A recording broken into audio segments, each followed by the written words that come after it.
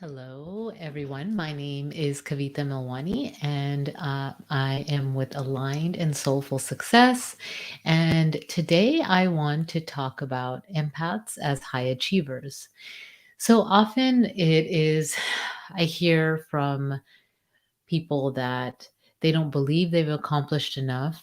Most of my clients are empaths. They don't believe they've accomplished enough. They don't fit in.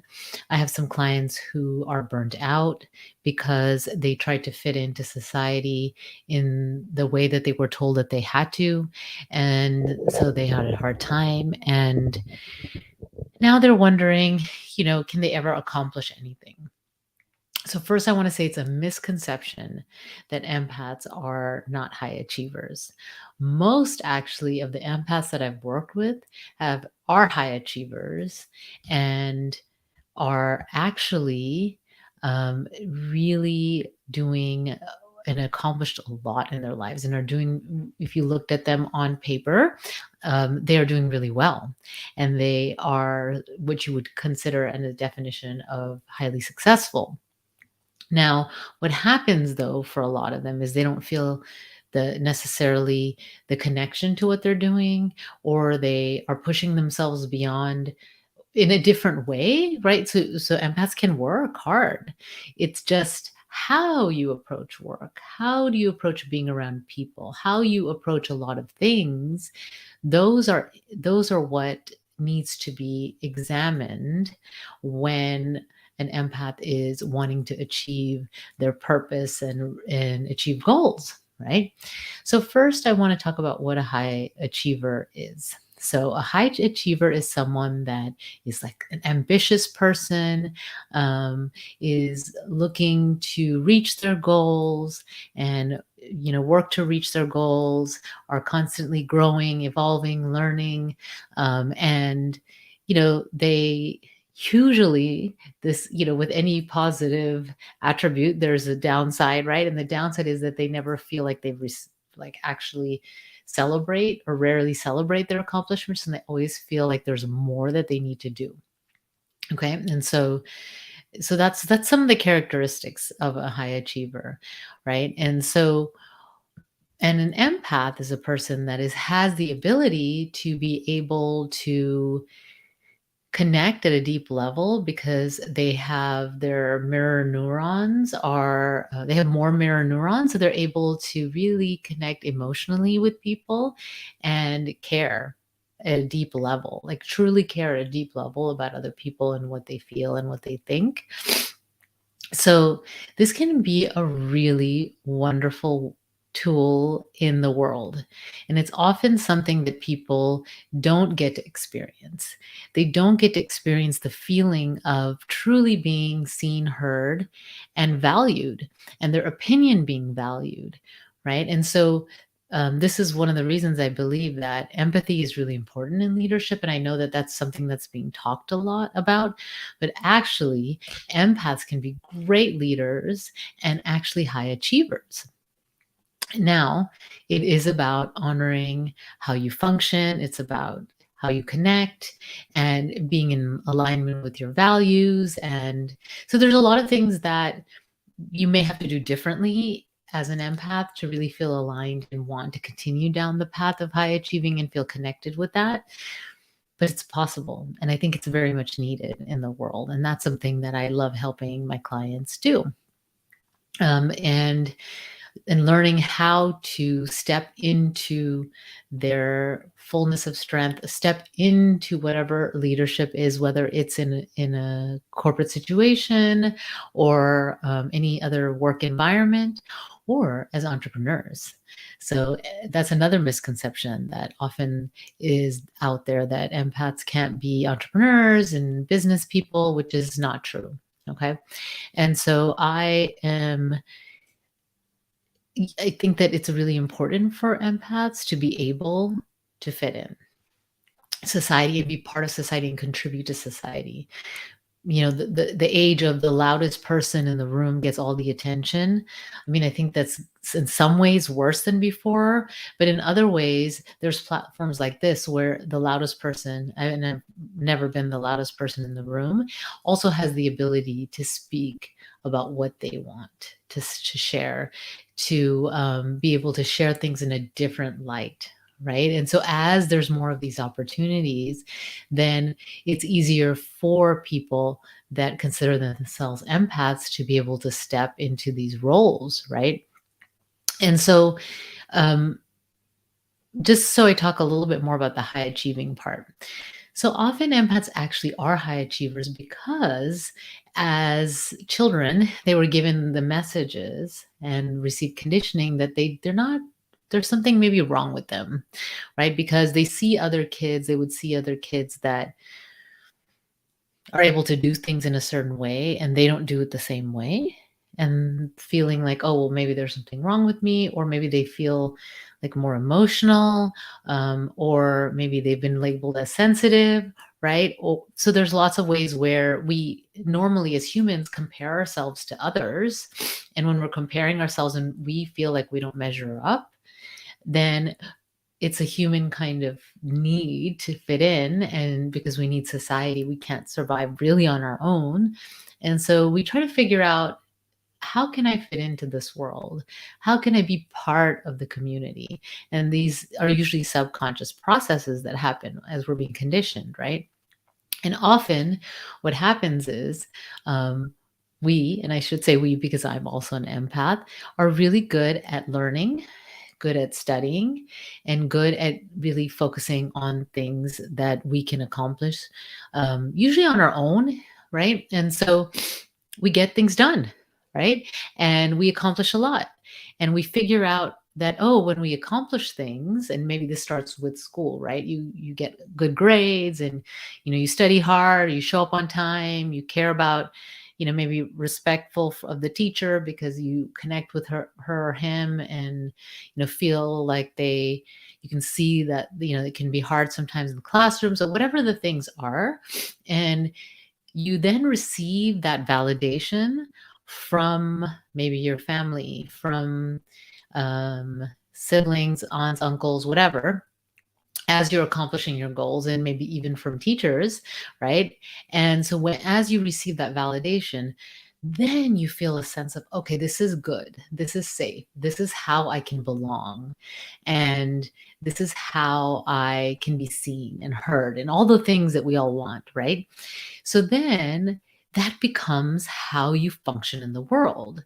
You continue to try to accomplish goals and learn more, and you know excel at everything, and so that is actually a high achiever type behavior. Now, there's nothing wrong with achieving goals and achieving, reaching milestones and learning. There's nothing wrong with that. It's the approach that is often taken as an empath because we're not taught how to function in a way that honors how we're designed, and so then it becomes like at the expense almost of other things, right? And you see how other people are doing it, and you're like, okay, maybe I need to do it that way. Maybe you haven't really had examples and mentors of individuals that are similar to you. And so you follow it and learn the way how others have done. And then it gets to a point where it no longer is working for your body.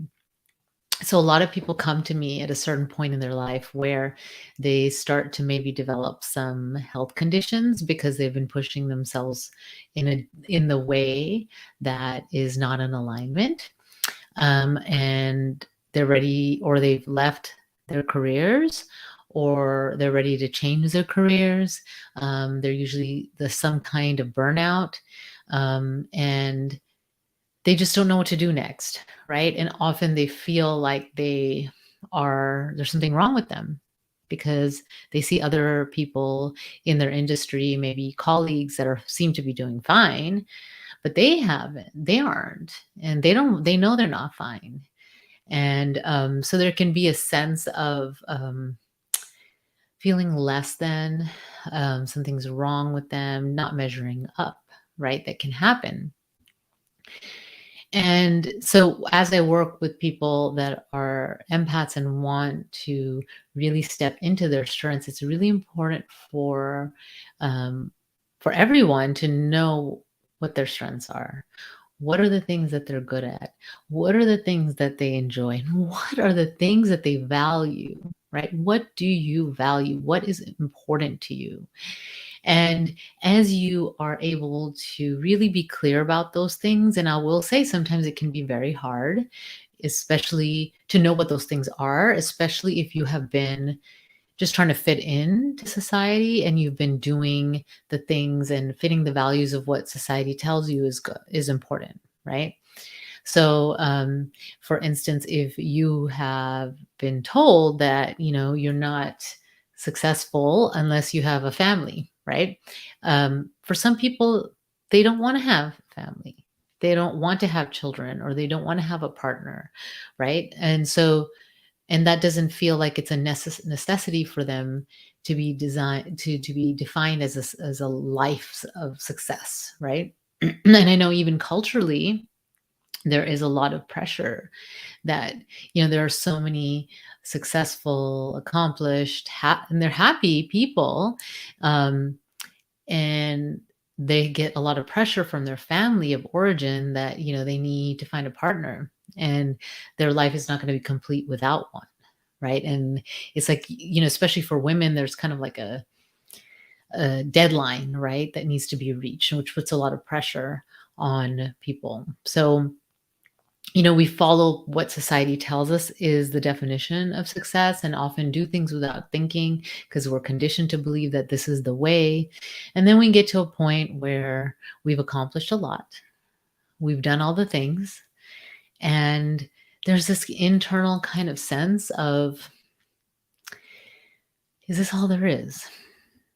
Is this what life is going to be like? Is this where what I want to do with my life, right?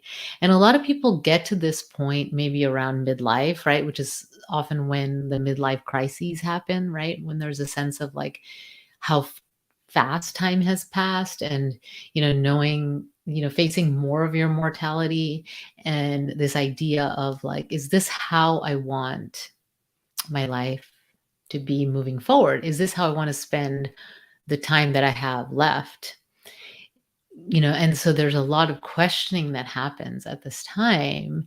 And so I love working with people that are at that point because they're open and they're ready to work towards knowing who they are and knowing who they are now and understanding themselves and uncovering what's truly important to them in their lives. And often it can be things that they knew as children or as teenagers and that they suppressed because they were given some messages, and maybe not even given a direct message but kind of a message that they interpreted, right? It's often how we see things, our interpretation of things. So they were given the message that that thing that you value is really not valuable and you shouldn't value that. In fact, you should value this instead.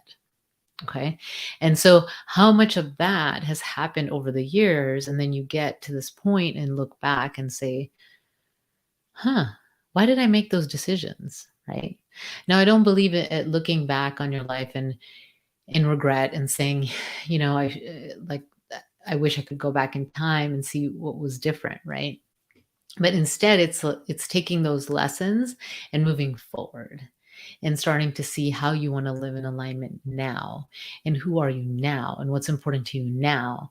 And oftentimes this can be uncomfortable, especially if you have, you're in a relationship, a partnership, because your partner is seeing some shifts with you, and they're often ready to support you, right? And so that's a great part of being empathic, because we can attract people that love, that we can connect with them at a deep level.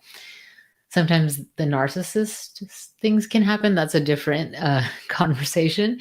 But when we have partners that we have been there for and that we hold space for and that we're connected with, they're often willing to support us in this process. So um, if you're an empath and you've achieved a lot. I just want you to know that you're not alone. And if you're an empath that doesn't feel that you have, know that you are and can be a high achiever and can achieve what you want.